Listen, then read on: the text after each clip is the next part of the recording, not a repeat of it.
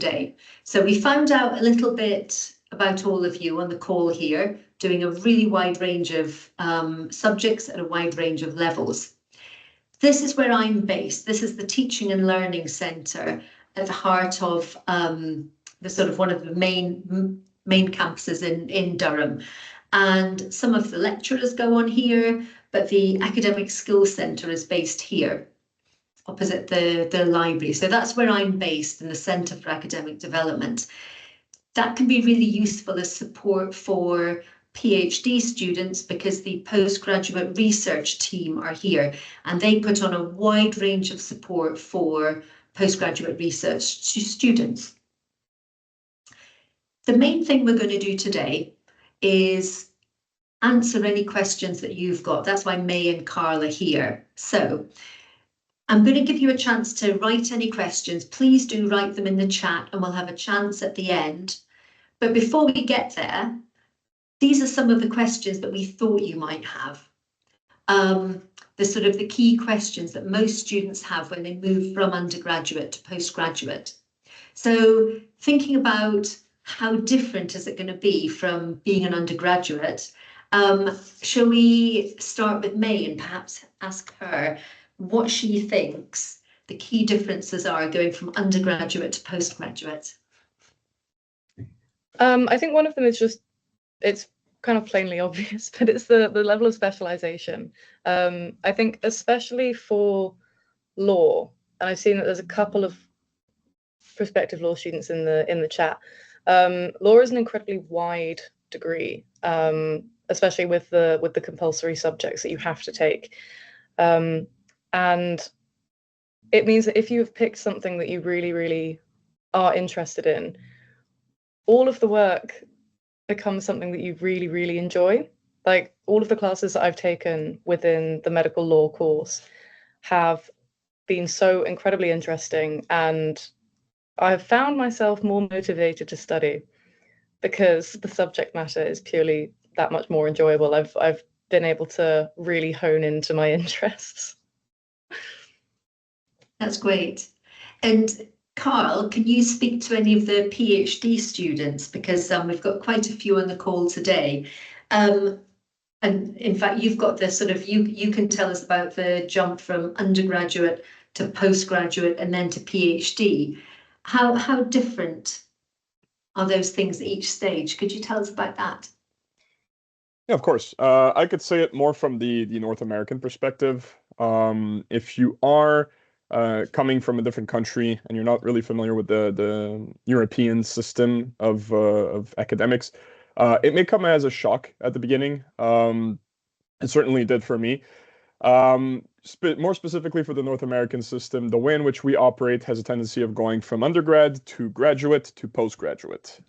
Here in the UK, we kind of skip the graduate portion. The second you reach a master's, you are considered a postgraduate. And I would say the biggest hurdle to overcome from going from undergraduate to postgraduate is kind of the portion of less hand holding. Okay, so your teachers may not follow up on you. It's expected that you're there to conduct independent research. You're there to be independent. And also that, if you have any issues, you will take it upon yourself to reach out. So rather than the constant checking up and saying, hey, your assignment isn't coming in, or hey, we haven't heard from you in a long time, what's happening, and so on and so forth, you are kind of expected to reach out instead. Now, that doesn't mean that's a bad thing. It gives you a lot more leeway to kind of do your own things, and less of a, mom checking up on you every single time, in a sense. So you're capable of going and doing your own things. Mm-hmm. I think that is one of the key things, isn't it? That kind of autonomy. And also, I don't know about you, Carl, but when you say reaching out, there's reaching out to the teaching staff, but you can also reach out to colleagues and classmates, and sometimes having WhatsApp groups and really supporting each other can be quite important, can't it? Yeah, that's correct. And I think one of the beauties with the postgraduate community is the fact that you can there's this level of support that everybody has for each other. You know, if you have difficulties with a particular research technique or research tool, someone else in your department might actually be an expert on the subject, and then you guys can kind of help each other out in a sense, where one teaches the other, but they're also reviewing the material on their end because they may or may not have worked on it in a long time. Additionally, you know, there are independent groups that are created, as well as um, student support groups. There's a variety of seminars organized by your departments, as well as student-led seminars. And just for the PhD or the postgraduate archaeology community, we also have a weekly book group that the students have organized. So there is this certain sense of camaraderie, if you want to call it that way. Yeah, yeah, yeah. I think there is, isn't it? There's less of that sort of top down, bottom up. And what you're talking about sounds more like a peer relationship, you know, finding someone who's knowledgeable about this and asking questions. Definitely. Okay, so I think what we've surmised is the specialism. For example, as an undergrad, you might study psychology, but as a postgrad, you would study clinical psychology, child development and psychology. May gave us a nice example of her medical law and ethics. I mean, that's really specialized, isn't it? There's the hand-holding and the independence that you're expected to be a self-starter, from what Carl was saying. And I think also, May, could you tell us about the number of contact hours you've got? Because I feel that also at postgrad, you're given less contact hours, but you have to fill your time yourself a little bit more. Yeah, definitely. So for the first, it works quite similar to undergrad in the fact that you only have classes for the first 2 terms, and then the third term, you might have exams depending on the subject. For the law school, that's quite rare, which is quite nice. They're very coursework based courses. But yeah, you definitely have fewer contact hours, and there is very much the expectation that you are filling up that time yourself. So if you go into the postgraduate room in the library, it's always full. We are always scuttling around in there. Yeah, but also you can sort of, because I think at a master's level, because you've shown interest in the subject, office hours are a lot more popular with the postgraduates than I noticed in undergrad. So you can sort of increase the amount of time that you do have with your lecturers. If you do find something interesting or you do need help on something, definitely go to the office hours. And I think a lot of the academics really like having the postgrads come in. I think they do, don't they? Because there's a chance for them to talk and have a conversation. So it's, as I was saying before, it's less one-way traffic, it's less transmission from the lecturer to the student. It's more postgrads coming, I've read this, I didn't understand how it compared to something else, that kind of thing, isn't that? Yeah, definitely. Yeah. And by the time you get to PhD level, Carl, what sort of timetable do you have, or how do you organize your time? Wow, that's a good question. I'm a bit everywhere, I have to admit. I'm working a lot, or maybe too much, I would say. The way I have my time organized is I have a tendency of not being able to focus too much on one thing for an extended period of time. So if I am conducting research or reading and improving my knowledge on a certain subject, I'll spend maybe 2 to 3 hours per day reading, and the rest of my time will be kind of spent doing more practical work. When I was at Durham University and in the UK, the way I had it organized was maybe 2 or 3 hours of reading, and then afterwards I'd be in the labs working on or working for the department and doing independent research. Yeah, yeah. So you need to be a self-starter, don't you? The motivation comes from you. Yeah, I think you need the best advice I've had for somebody who is starting a PhD or any postgraduate degree for that matter is evaluate kind of what what time you need to relax and doze off. Life isn't always about working. You need some time off. You need to be able to kind of unwind and cool down. Because, you know, if there's a a famous discussion I had with a former professor of mine. You can work 7 days a week, but are those extra 2 days that you're working, are they going to be as productive as if you would only work 5 days a week and take the rest of the 2 days off, right? So it's a matter of knowing who you are. And I know at an early stage, especially if you're coming into the postgraduate community and doing a master's, maybe you might not know yourself as well. But there's a lot of introspection needed, and you need to lay out a plan. How much time can you afford to do, take an extra course in DCAD, for example. Is that going to be a time sink? Is that going to be necessary? If you're conducting research, are you going down this research rabbit hole where you're reading about something that is not really relevant to your research? If that's the case, then should you be reading it or should you not? So it's a matter of a lot of introspection and knowing yourself. Yeah, so there's a bit of organization as well there, sounds like. You're organizing yourself much more, aren't you? Being more independent, organizing yourself. And I think it's funny, it's the second time we've touched on the role of colleges in just giving you a bit of support, social activities that are going on so you can dip into them, that you really need to, because the postgraduate taught year is incredibly intense. I think it goes so fast. I don't know if May's found that, but you start in September, before you know it, you're choosing your dissertation topic, and then you're writing it up and starting to apply for jobs perhaps. It's very, very intense. So it is important, as Carl says, to just think about looking after yourself. Remember, it's a marathon, not a sprint. Looking after yourself and making sure that you are spending time doing something else and not just working. I think that just about answered the difference from undergrad to postgrad. And I think it might be also interesting to think about academic cultural differences.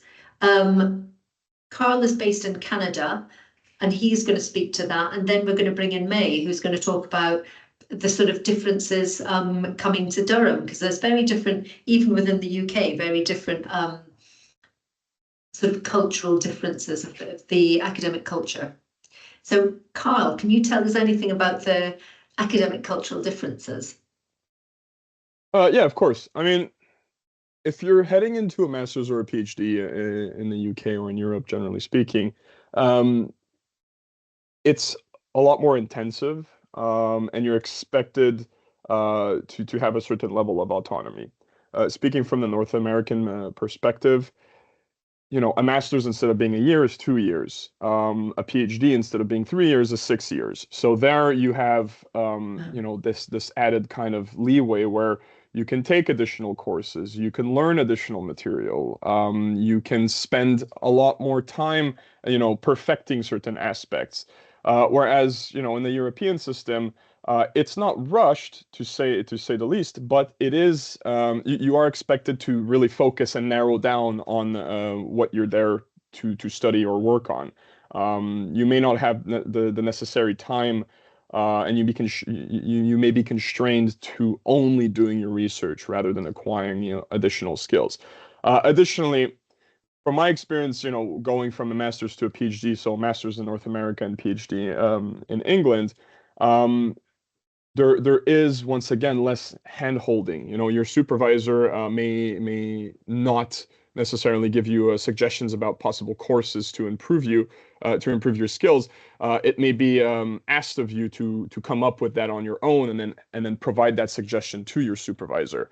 So this ties back once again to that autonomous side of things. Yeah, thanks.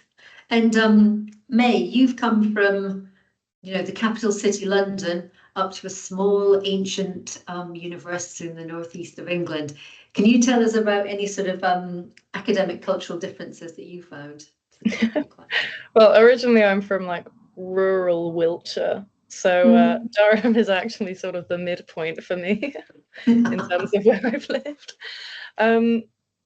Yeah, I think that I think going to a different institution for your master's is that it's a little bit nerve-wracking at the very beginning, because especially when you speak to students who have progressed within the university, because marking schemes are always going to be slightly different.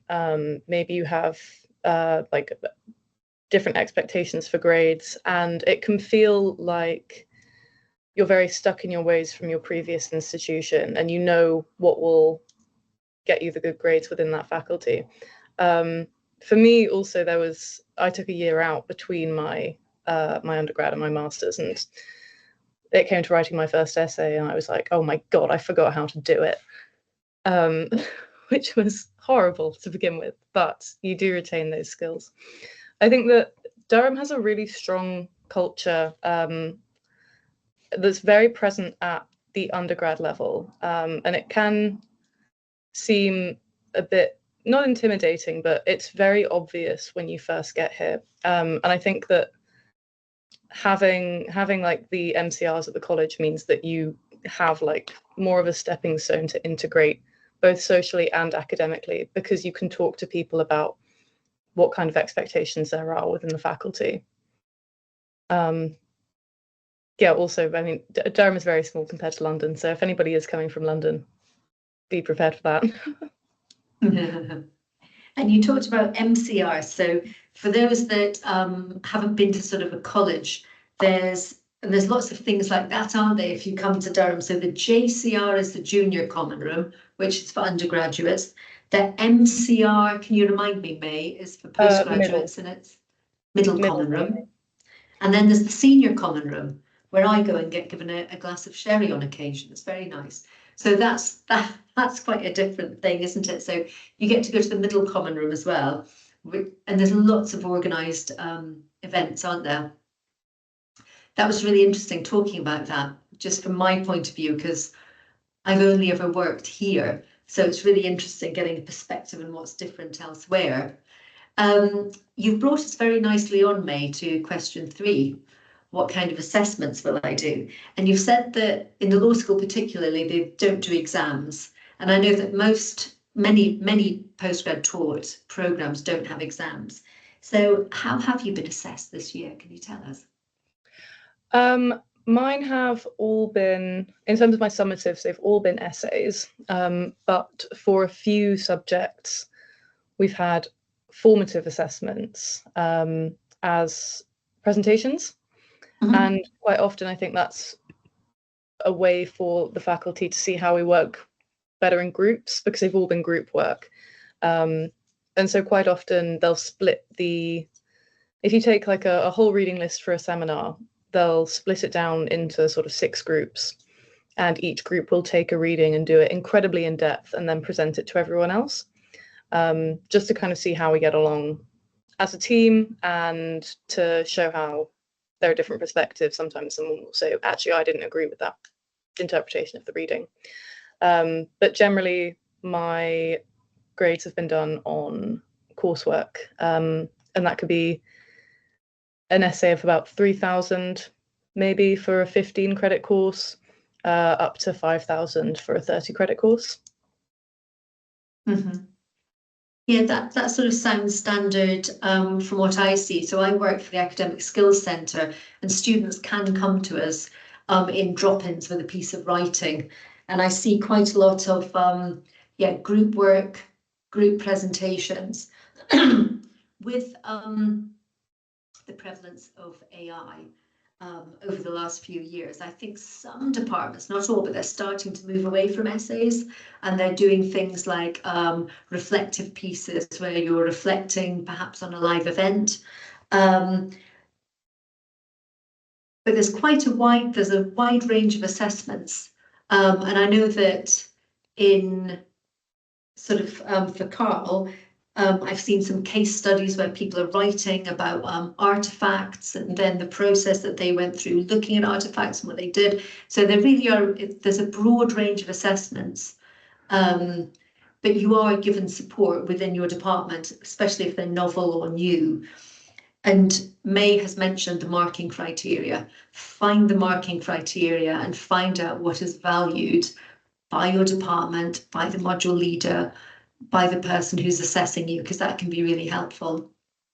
Carl, have you got anything to add for that, for assessment? That's different for PhD, but can you tell us things from your perspective about assessment?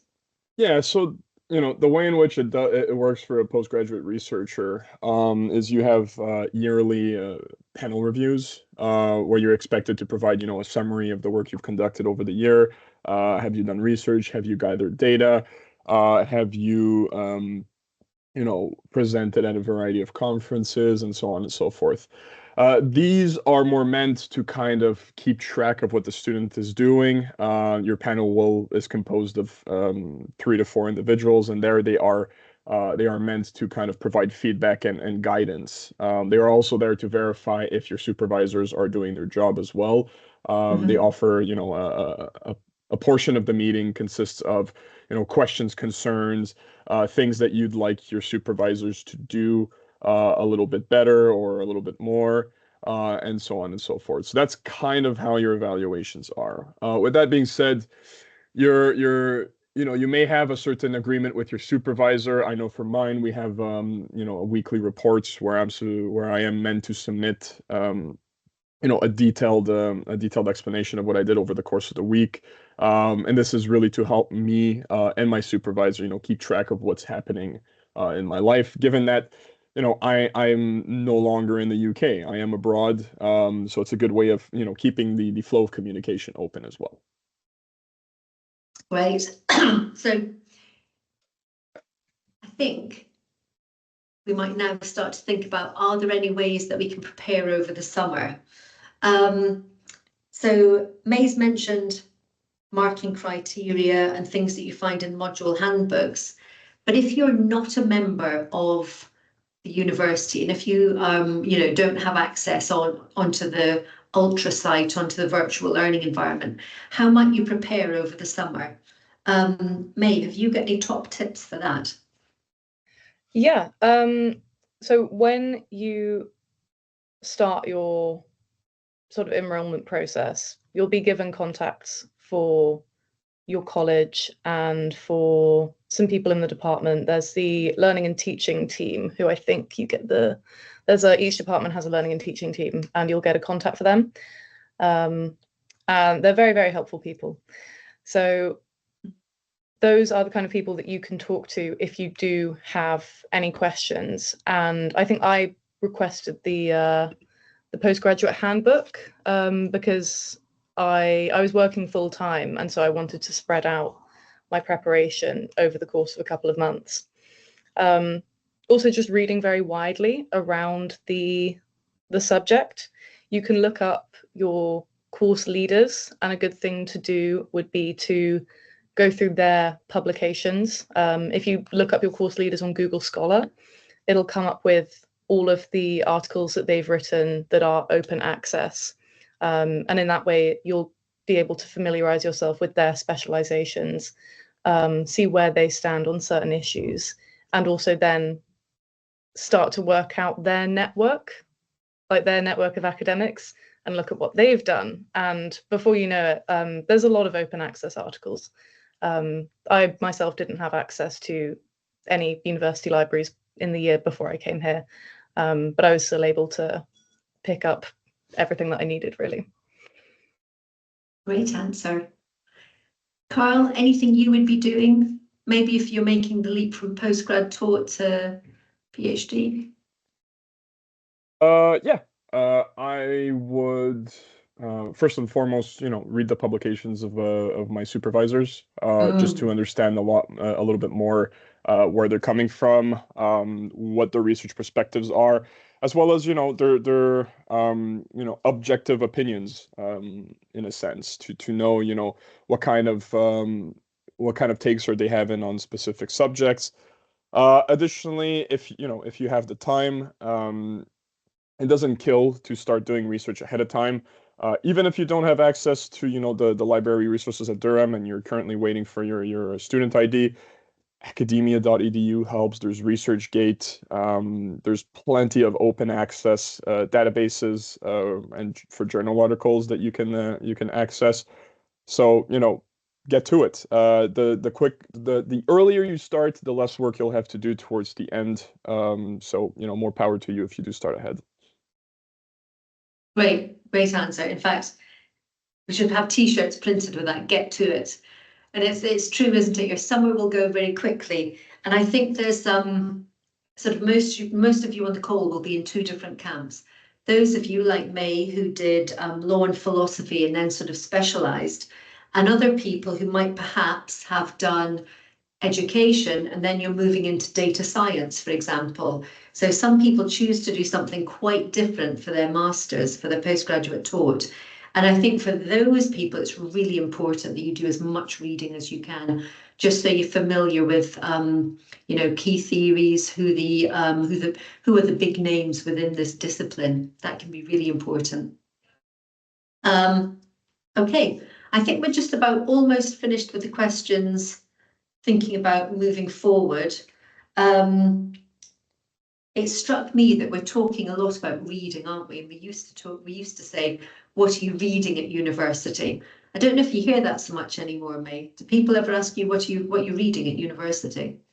Quite often older people. I actually had Yes. I work in the hotel down the road, and I literally had someone ask me that last night.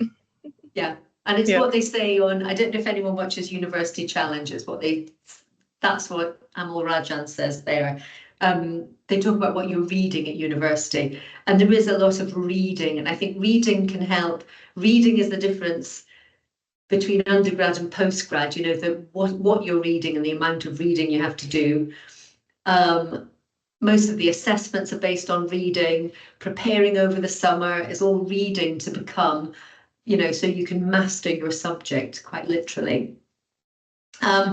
So before I talk about the support that's available and what might happen if you struggle, does anyone want to write any questions in the chat? Has anyone got any questions that weren't covered? Natalie, have you got any questions that are? We do, Helen. Yes, that's right. I just come off mute there. Okay, so one question we have is someone's asked, can you listen to other seminars that may not be your module course? For example, something that could be useful to you. So I think this is, going along to any, I think they've said seminars, but I think they're talking more about lectures and things as well. Are you able to join lectures that are being taught for different departments? Oh, we know that. Have you got any sense of that, May? Could I pop into a lecture? Yeah, I think so. My course was we actually had to take modules in other departments. It was like any because there wasn't enough medical law modules specifically. We had to take modules that came under the Institute of Medical Humanities. So I took an anthropology course and a philosophy course. But I think if you're looking to do something like just auditing a lecture, just sitting in, if you know that that's going to be like interesting and or relevant to you, I think it would mostly be a case of contacting the lecturer and seeing if they would be happy. I was speaking to a lecturer once who said that she didn't really enjoy people doing it because her lectures and seminars were very discussion based, and it helped to have like a good previous knowledge basis before entering the discussion. But I think that would be really down to individual lecturers. Yeah. Carl, anything to add to that? Yeah, I've already answered the question, but you can simply just email or communicate with the person to audit their course. I've done in the past where you go, hey, I'd be interested in taking this course. Can you add me to it? Most of the time, I would say 100% of the time in my case, the teacher's been fairly receptive to that demand. And they'll add you to the course. There will be the material that's listed online, and then you can access it and even present yourself to their lectures without, any issues. Yeah, I think it's remembering if you're doing a postgraduate taught, I don't know if the student is a postgraduate taught or PhD, if it's postgraduate taught, you are, it's quite intensive. and you're usually given most of what you need, you know, through your module. But you might, out of interest, want to, you know, go, but you'd have to make sure, you know, your timetable was, you know, timetabling was okay, you were available to go at that point. And I think, as May says, a lecture is not something that happens on its own. It's part of a module, it's part of the reading, it's built on the previous lectures. So you might have to bear that in mind as well. Okay, Natalie, any other questions? We do. So I think you've actually already answered this one, Carl, but it has been written a couple of times. So I thought I'd just check it with Helen as well. Someone's asked if we have a student ID already, do we have access to DCAD over the summer vacation? If you've got, in fact, I'll be giving you the, well, certainly the Academic Skills Centre. I've actually, I realise now I've focused more on postgraduate taught and not so much on students like Carl who come under postgraduate research, and they sort of have different different types of support from a slightly different department. But if you've got a student ID and if you have your Durham email and institutional access, yeah, you've absolutely got you've got access to the Academic Skills Centre, DCAD. Yes, you have, yeah. Great, thanks, Helen. So we have a couple of questions for May. One question is, do you have any advice about getting back into writing essays, as they've also had a year out as well, and they're a little bit nervous about that? Oh, Yeah, I was actually just typing a response to it. No. But I'm happy to, because if anyone else wants to have it. I think a lot of it really just comes down to confidence. You spent 3 years writing degree level essays using the skills that you've built up from, you know, A levels or any other kind of post-16 qualifications. And those skills very much carry on. So I think what I would suggest is take some time to look over your best essays, like essays that not even necessarily gave you your best grades, but ones that you were really proud of and that look and that feel like something that you would want to continue on with. Look over the feedback, and when you do get assigned your first essay, give yourself plenty of time so that it doesn't get overwhelming. But yeah, I was really scared about submitting my first one, and then I did it, and then it was absolutely fine. I had nothing to worry about. Great, thanks, May. The next question we have for you is an LLM, sorry, I always struggle with that one, good for professional growth or just academic growth? That's a really good question. So if you are looking to move into legal practice, like becoming a solicitor or a barrister, LLMs are not necessary. They are excellent in terms of boosting your subject knowledge, and it shows that you're really committed to that subject and to that area of law.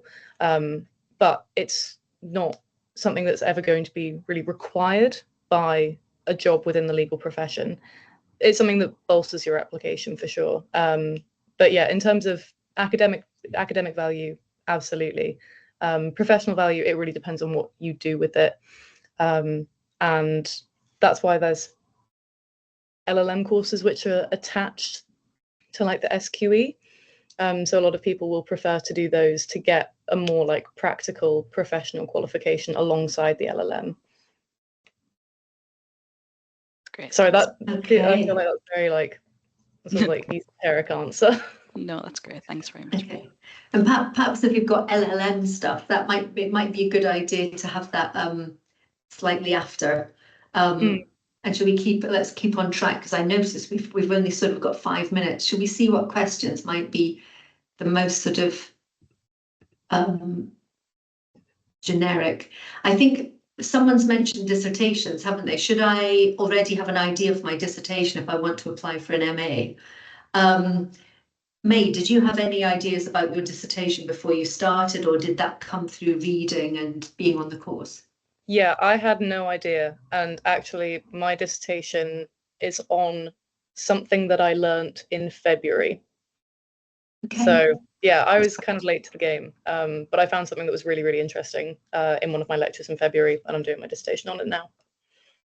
And that's wonderful. And that's a brilliant thing about masters, doesn't it? That you're specialized, you find something you're interested in, and then you just sort of, you're able to really go into a deep dive and carry out your own piece of research.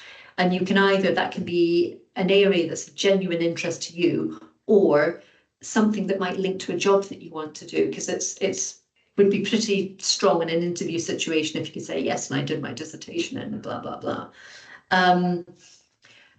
Carl, how did you find that sort of thinking about what you're, specializing in a dissertation, and then did you presumably have really narrowed down? I mean, I didn't come in with that issue for my PhD. I already had a pretty good idea since I've worked in the field prior, and I had a significant amount of archaeological experience. My understanding of it is, by comparison to students, living in the UK and doing all of their studies in the UK, is they don't really have the chance to kind of go abroad and gain that hands-on experience as much as North American students do. So, to answer the question shortly, is I already had the experience on hand. I knew what I was going for, and I had the material already kind of lined up prior to starting my PhD. So for the data collection aspect of things, but I wouldn't, take my situation as the ideal one. It is very, how would I say, isolated from other students. Okay. And I think we've had a question about if postgraduate taught students are eligible to apply for RA or TA positions during the course. I think you would struggle to find the time. I don't know. How do you feel about that? I don't know if you are eligible. I think it might just be PhD students. I don't know if May or Carl know about this. I was just wondering if postgraduate taught students are eligible to apply for RA or TA positions during the course. I think it's only postgrad research students. Yeah. So PhDs, all of the MRes students can do those. Yeah. But I think you can't underestimate how busy you are. It's a really intense year, isn't it? Yeah, definitely. Yeah. With just a few more minutes to go, what I might do, she says, no, just hang on. Here we go. So our last two questions were about academic support. So there's academic support through the postgraduate research department of Durham, and there's lots of support sessions, peer groups, meetups. There's a lot of support available. Also for postgraduate taught. So if I quickly let you know that, no, I can't move forward now. There we go. There's the Academic Skills Centre, and you can, through the internal link, you'll get to here if you're not a member of the university, but through the internal link, you can find our online resources, which are not very good at the moment because we're a small team, but you can find information about the drop-ins, which is really useful as postgrads, because you might just have a quick question about readability, if this is suitable for a case study, can you understand this, whatever it is. You can come to a drop-in as many times as you want. We've got taught sessions, and we've got a service if you're struggling. So I'll just tell you very briefly about that. Now, May talked about essay writing, and one of you had a question about coming back after a year and being a bit nervous. So we've got 5 areas of provision: speaking with confidence, take control of your dissertation, and we have these throughout the year. They're in-line and in person. And the link's there. So if you have a look at what's going on in term 3, some of the courses are online, some are in the Teaching and Learning Centre, but they're things that are linked to your dissertation, because in term 3, that's what you're thinking of doing. And in term 1, we deal with essay writing. So there's lots of talk courses about essay writing. We've got drop-ins to help you, where you can just come along and ask about a draft of reading or writing. And also for those of you doing PhD or something more mathematical, or when you get to your dissertation, you might need some help with maths and stats. And that is run by PhD students you come along with your question and they work on it together. It's lovely. Everything is on our SharePoint. And if you are struggling, get in touch with us, because you can spend a bit more time with us. So if you've failed an essay, if you've not understood something and you've done a little bit poorly, could be in a presentation, could be anything, piece of reflective writing, bring the feedback with you and we'll spend time with you and we can help you, because we know that some people do struggle, and you can book these online. So these are sort of self-referrals. So there is help if you're struggling, if you are really struggling.